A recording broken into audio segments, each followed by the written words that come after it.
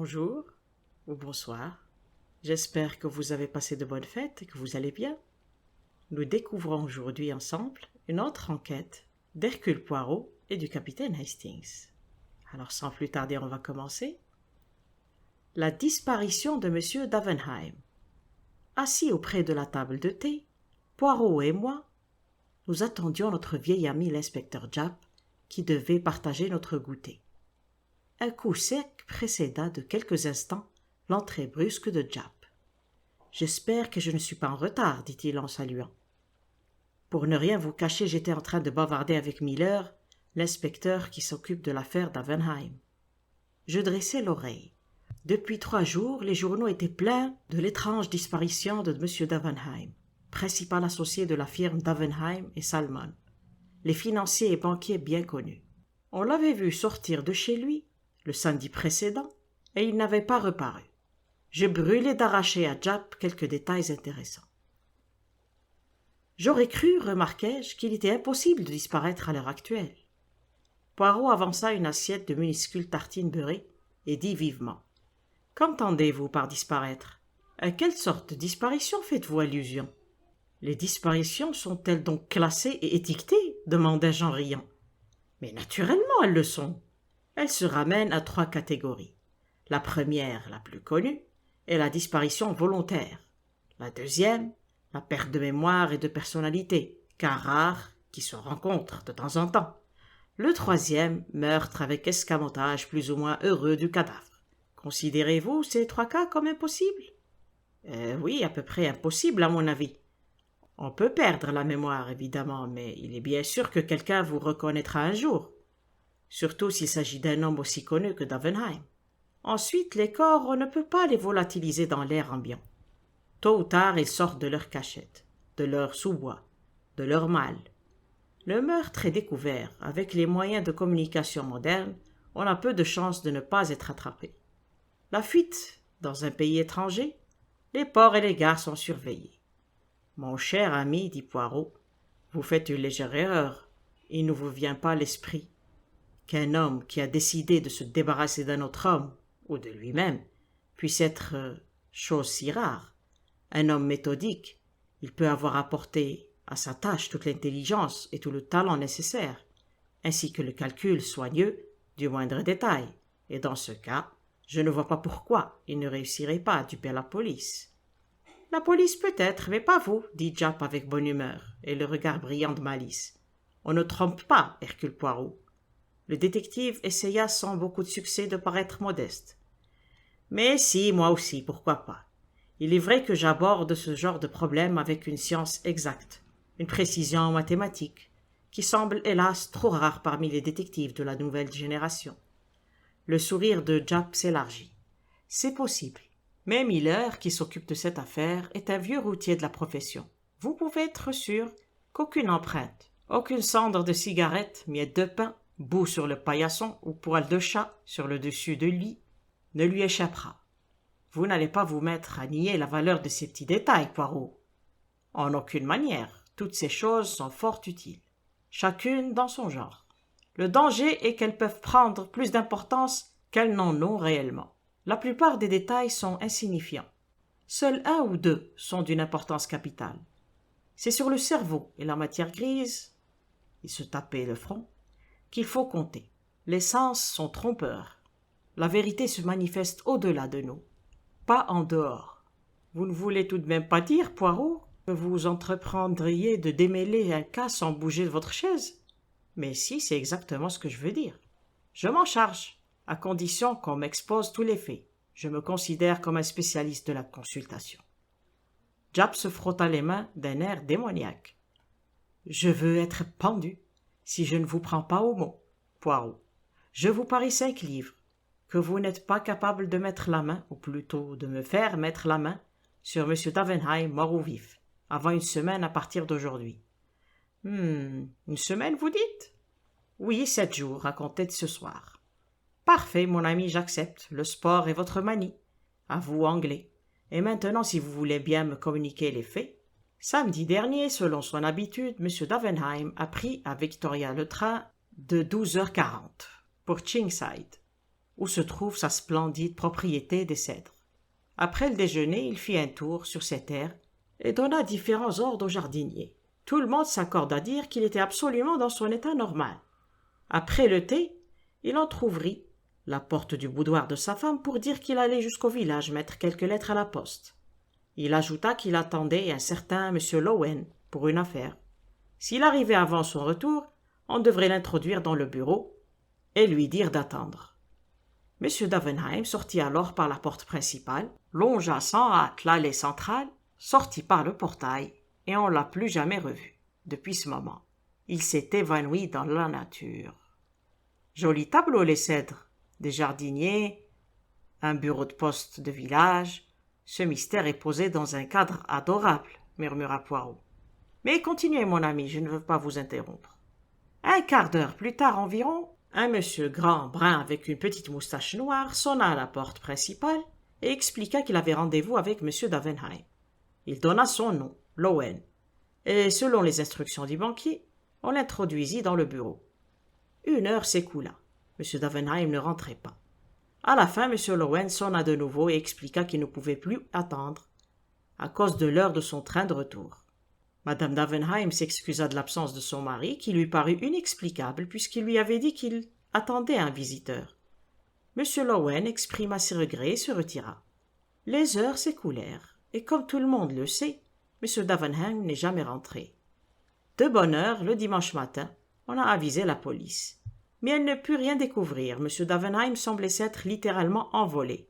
Il n'était pas à la poste, on ne l'avait pas vu traverser le village. À la gare, on était catégorique qu'il n'avait pris aucun train. Son auto n'avait pas quitté le garage. S'il avait loué une auto pour qu'elle vînt le chercher en quelques endroits isolés, son conducteur serait certainement venu déclarer ce qu'il savait, pour avoir la forte récompense promise pour tout renseignement.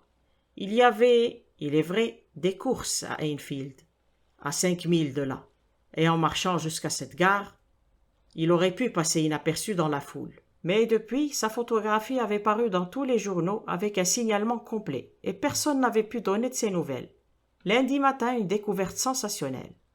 Derrière une portière, dans le bureau de M. Davenheim, se trouve un coffre-fort. Ce coffre-fort a été défoncé et pillé. Les fenêtres étaient bien fermées de l'intérieur, ce qui semble mettre hors de cause toute effraction ordinaire. À moins, bien entendu, qu'un complice ne les eût refermées ensuite. D'un autre côté, en tenant compte du week-end et de la maisonnée en effervescence, il est possible que l'effraction ait été commise le samedi et n'ait pas été découverte avant le lundi. Précisément, trancha Poirot sèchement. Alors cet infortuné M. Lowen est arrêté? Pas encore, mais la police le surveille. Poirot hocha la tête indifférent. Qu'a-t-on pris dans le coffre? Avez-vous une idée? Nous avons fait des recherches avec le second associé de la firme et Madame Davenheim. Il semble qu'il y avait une somme considérable en chèques au porteur et une grosse somme en billets, qui venait d'un règlement récent. Il devait y avoir aussi une petite fortune en bijoux. Tous ceux de Madame Davenheim étaient enfermés dans ce coffre. Son mari avait depuis quelque temps la passion des bijoux, et il ne se passait pas un mois sans qu'il lui fît présent de quelques pierres rares et coûteuses. En somme, un bon coup de filet, fit Poirot pensif. Et maintenant ce Lowen, sait-on quelle affaire il traitait avec M. Davenheim ce soir-là? Eh bien, il semble que les deux hommes n'aient pas été en très bons termes. Lowen est un spéculateur audacieux. Il a su marquer une fois ou deux un point contre Davenheim. Il semble que depuis assez longtemps, les deux hommes ne se voyaient pratiquement plus. Une histoire d'action sud-américaine avait amené le banquier à fixer ce rendez-vous. Davenheim avait donc des intérêts en Amérique du Sud? Je le crois, oui. Miss Davenheim m'avait dit qu'il avait passé l'automne dernier à Buenos Aires. Aucun incident dans sa vie familiale? Comment s'entendaient le mari et la femme? Nous pouvons qualifier sa vie domestique de paisible et sans histoire. Madame Davenheim est une femme agréable, mais assez peu intelligente. Je la trouve personnellement plutôt insignifiante. Alors ce n'est pas là qu'il faut chercher la solution du problème. A-t-il quelques ennemis? Il a beaucoup de rivaux financiers et certainement beaucoup de gens à qui il a pris de l'argent ne lui veulent pas spécialement du bien. Mais je n'en crois aucun capable de le supprimer. D'ailleurs, où serait le corps? Voilà le hic, comme le dit Hastings. Les corps ont l'habitude de réapparaître avec une persistance fatale. À ce propos, le jardinier croit avoir vu quelqu'un se diriger de la maison vers le jardin. La grande porte-fenêtre du bureau ouvre sur le jardin, et M. Davenheim entrait et sortait souvent par là. Mais l'homme était assez loin, occupé à des châssiers de concombres, et il ne peut même pas dire si la silhouette qu'il a aperçue était celle de son patron. Et M. Davenheim avait quitté la maison à environ 5h30. Qu'y a-t-il au-delà du jardin? Un étang, avec un hangar pour bateaux? Oui, 2 barques qui sont remisées. Je suppose que vous pensez qu'il s'est ôté la vie. Poirot, hein? Eh bien, je peux vous annoncer que Miller vient demain pour faire draguer la pièce d'eau. Cela ne m'étonne pas de lui. Il va passer la vase au tamis fin et examiner à la loupe l'envers des feuilles de nénuphar. Poirot eut un sourire imperceptible et se tourna vers moi. Hastings, passez-moi s'il vous plaît ce numéro du Daily Telegraph. Si je m'en souviens bien, il contient une bonne photo du disparu. Je me levai et tendis le journal à Poirot. Il étudia attentivement la photographie. Murmura-t-il, les cheveux longs et ondulés, la moustache abondante, la barbe en pointe, sourcils en broussailles, yeux noirs. Oui, c'est juste. Les cheveux et la barbe grisonnants? Le détective fit un signe affirmatif. Eh bien, Poirot, est-ce que ça vous paraît si simple que ça? Bien au contraire, c'est fort complexe. L'agent de Scotland Yard paraissait heureux. Ce qui me donne de grands espoirs pour résoudre le problème, continua placidement Poirot. Hein? Naturellement. Quand le cas est obscur, c'est bon signe. Si le problème est clair comme le jour, eh bien, ne vous y fiez pas.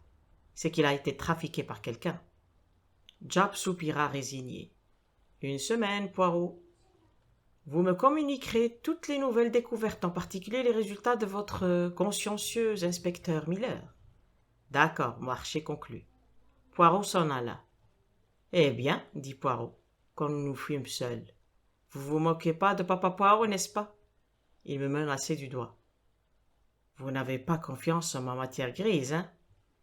Ne soyez pas gênés, et discutons de ce petit problème dont les données sont encore incomplètes, je l'admets, mais qui présente 1 ou 2 points intéressants. Le lac, dis-je d'un air futé. Et plus encore que le lac, le hangar à bateau. Je regardai Poirot du coin de l'œil. Il avait son sourire le plus impénétrable. Je sentis que pour le moment il était parfaitement inutile de le questionner davantage. On n'eut aucune nouvelle de Japp jusqu'au lendemain soir, quand il arriva vers 9h. Je vis tout de suite à son visage qu'il apportait quelques éléments importants et intéressants. Alors, mon ami, lança Poirot, quoi de neuf? Ne me dites surtout pas que vous avez découvert le corps de M. Davenheim dans le lac. Je vous préviens d'avance que je vous ne vous croirai pas. Nous n'avons pas trouvé son corps, mais ses vêtements. Les vêtements qu'il portait le jour où il a disparu. Qu'est-ce que vous dites de ça, Poirot? Je ne dis rien pour l'instant. Je vous demande s'il ne s'agit pas d'habits pris dans la maison. Absolument pas. Son valet peut l'affirmer. Tout le reste de son vestiaire est au complet. Et il y a mieux. Nous avons arrêté Lowen. L'une des bonnes qui était en train de fermer les fenêtres de la maison a déclaré qu'elle l'a vu traverser le jardin et se diriger vers les bureaux vers 10h15, soit à peu près 10 minutes avant son départ. Et qu'en est-il? Il a d'abord nié avoir quitté le bateau, mais comme la bonne insistait, il a prétendu avoir oublié de dire qu'il était sorti par la porte-fenêtre pour examiner une rose d'une espèce rare, prétexte assez faible. Maintenant encore autre chose, M. Davenheim portait au petit doigt de la main droite une grosse bague en or avec un solitaire.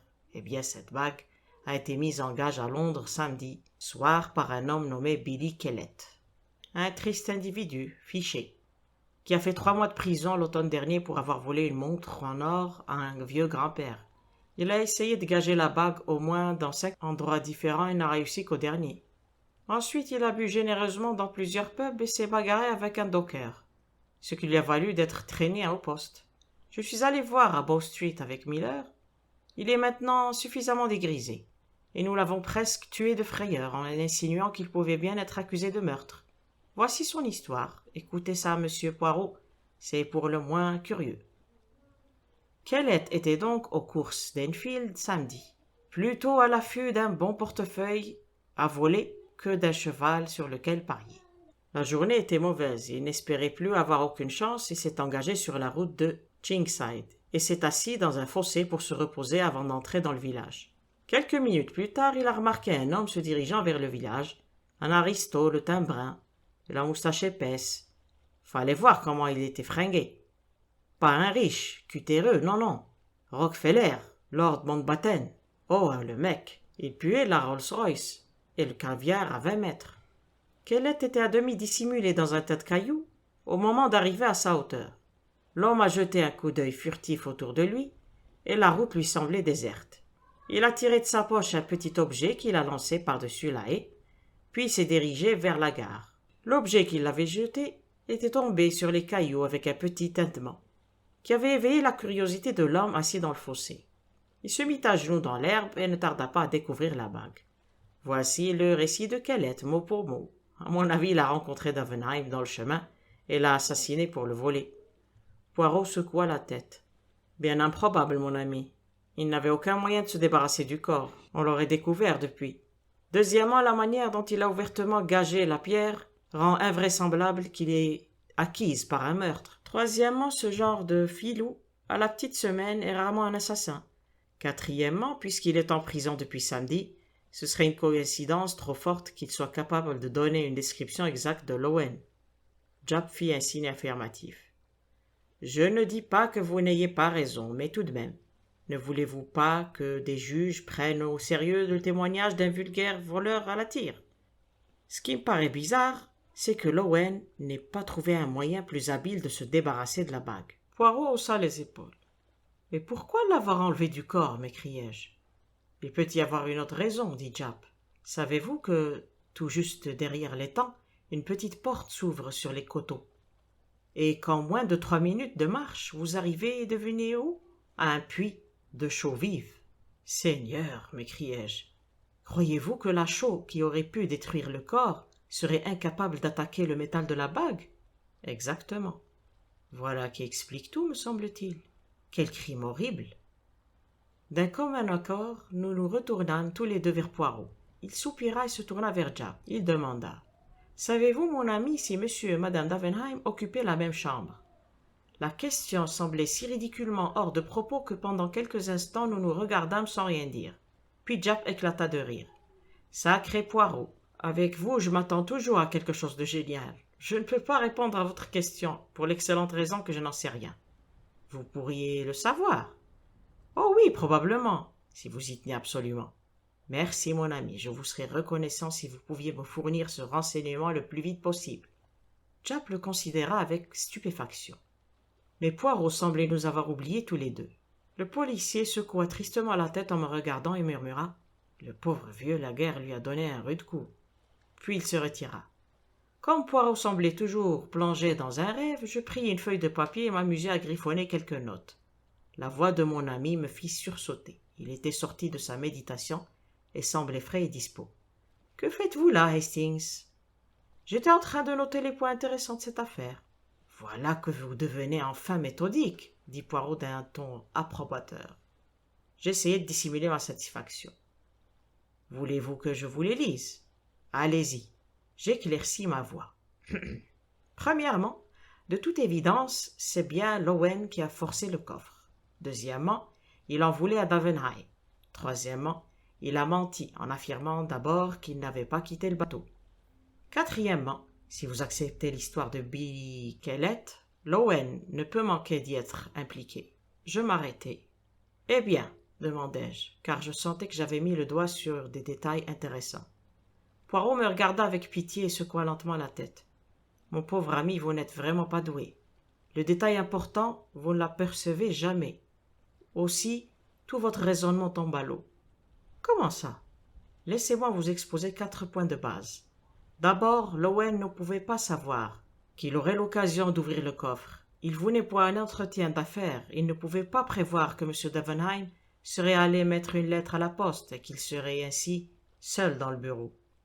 Il peut avoir saisi l'occasion, suggérai-je. Et les outils. Un citadin n'emporte pas avec lui des outils de cambrioleur sur une chance problématique. Et ce coffre n'a pas été ouvert avec la pointe d'un canif. Et le second point? Vous dites que Lowen en voulait à M. Davenheim. Vous voulez dire qu'il a eu le dessus, 1 ou 2 fois. Il s'agissait probablement d'opérations lucratives. Habituellement, on n'en veut pas à un homme à qui on a pris de l'argent. C'est plus souvent le contraire qui se produit. S'il existait encore ressentiment, ce serait plutôt du côté de M. Davenheim.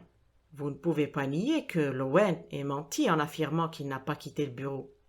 Non, mais il peut avoir eu peur. Rappelez-vous, les vêtements du disparu venaient juste d'être découverts dans les temps. Naturellement, comme toujours, il aurait été inspiré de dire la vérité. Et le quatrième point? Celui-ci est pour vous. Si le récit de qu'elle était vrai, Lowen est forcément impliqué. C'est ce qui rend cette affaire tellement intéressante. Ainsi, j'ai vraiment découvert un des points essentiels. Peut-être, mais vous avez complètement négligé les deux autres plus importants, ceux où se trouve, sans aucun doute, la clé de cette affaire. Et quels sont-ils, d'après vous? Premièrement, la passion qui s'est emparée de M. Davenheim depuis quelque temps pour les bijoux. Deuxièmement, son voyage à Buenos Aires l'automne dernier. Poirot, vous vous moquez de moi. Je suis très sérieux, au contraire. Ah bon sang, pourvu que Japp n'oublie pas mon renseignement. Mais le détective, acceptant la plaisanterie, s'était si bien souvenu que le lendemain vers 11 heures, on apporta à Poirot un télégramme sur sa demande. Je l'ouvris et lus. Le mari et la femme occupaient des chambres séparées depuis l'hiver dernier. Ah, s'écria Poirot. Et maintenant nous sommes à la mi-juin. Le problème est résolu. Je le regardai stupéfait. Vous n'avez pas d'argent à la banque d'Evenheim Salmon, mon ami. Non, dis-je étonné. Pourquoi? Parce que je vous conseillerais de le retirer avant qu'il ne soit trop tard. Pourquoi? À quoi vous vous attendez?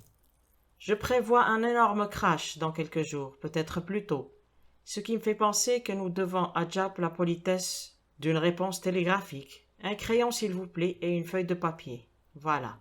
Vous conseille de retirer tout argent banque en question. Voilà qui va intriguer ce bon Japp. Il va ouvrir de grands yeux, n'y comprendra rien, jusqu'à demain ou après-demain. Je demeurai sceptique, mais le lendemain je fus obligé de rendre justice au merveilleux pouvoir de divination de mon ami. Dans tous les journaux était annoncée en lettres énormes la faillite sensationnelle de la banque d'Avenheim. La disparition du financier prenait un aspect tout à fait différent à la lumière de la révélation des affaires financières de la banque. Au milieu de notre déjeuner, la porte s'ouvrit violemment et Japp entra en trombe. Il tenait dans la main gauche un journal et dans l'autre le télégramme de Poirot, qu'il jeta sur la table devant mon ami. « Comment avez-vous deviné, Poirot? Vous êtes sorcier ou quoi ?»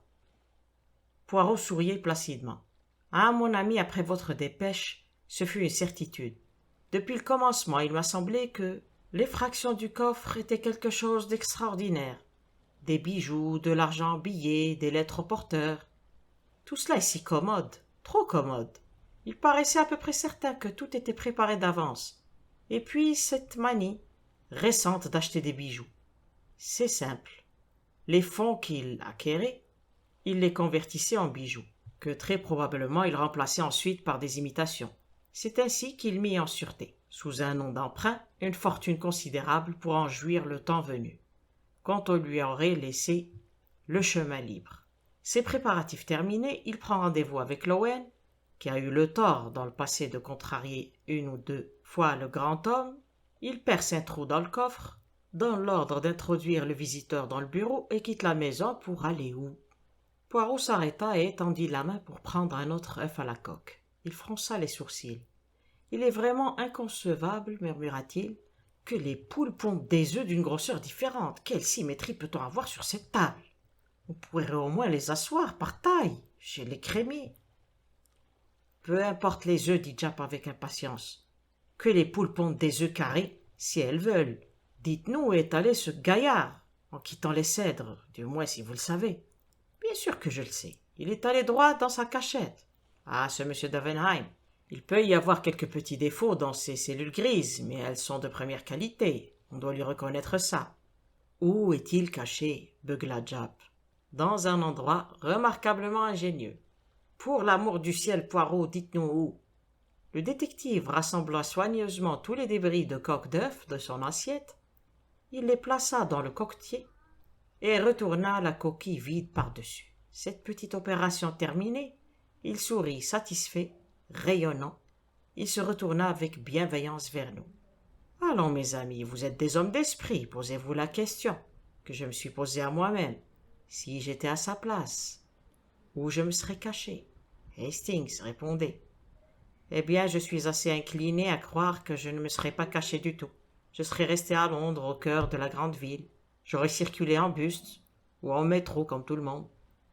Il y a 9 chances sur 10 pour que je n'ai pas été reconnu.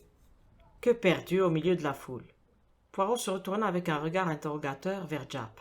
Je ne suis pas de cet avis. Disparaître loin tout de suite. Voilà la seule chance de salut. J'aurais eu tout mon temps pour préparer ma fuite longtemps à l'avance. J'aurais frété un yacht qui m'aurait attendu sous pression au large des côtes anglaises. Et j'aurais filé vers l'un des coins les plus reculés du monde avant même que l'alarme soit donnée. Nous regardâmes Poirot.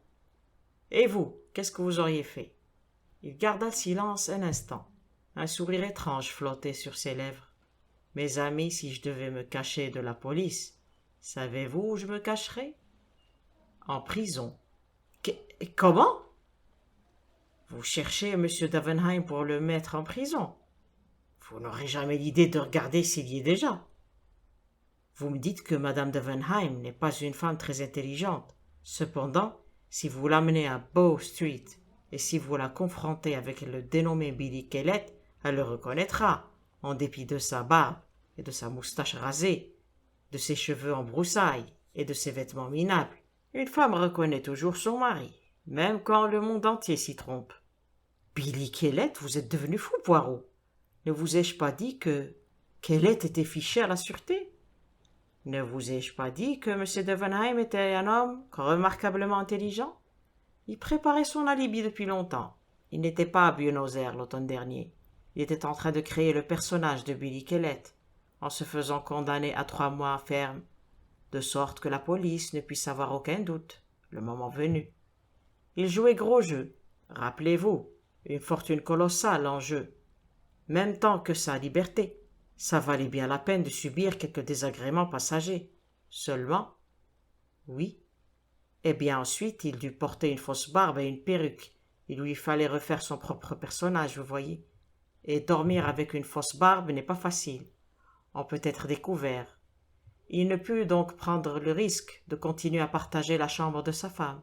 Vous m'avez informé que depuis 6 mois, ou du moins depuis son prétendu retour de Buenos Aires, lui et Madame Davenheim occupent des chambres séparées. Alors je n'ai plus de doute, tout cadrait parfaitement. Le jardinier qui croyait avoir vu son patron avait tout à fait raison.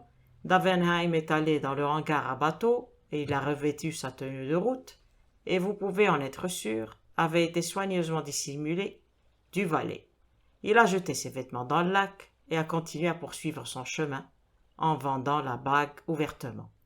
Puis, prenant une cuite, et en se battant avec un docker dans un lieu public, il s'est fait mettre en sûreté dans le refuge de Bow Street, où personne ne pouvait avoir l'idée d'aller le chercher. Incroyable, murmura Japp. Demandez à sa femme, dit mon ami en souriant.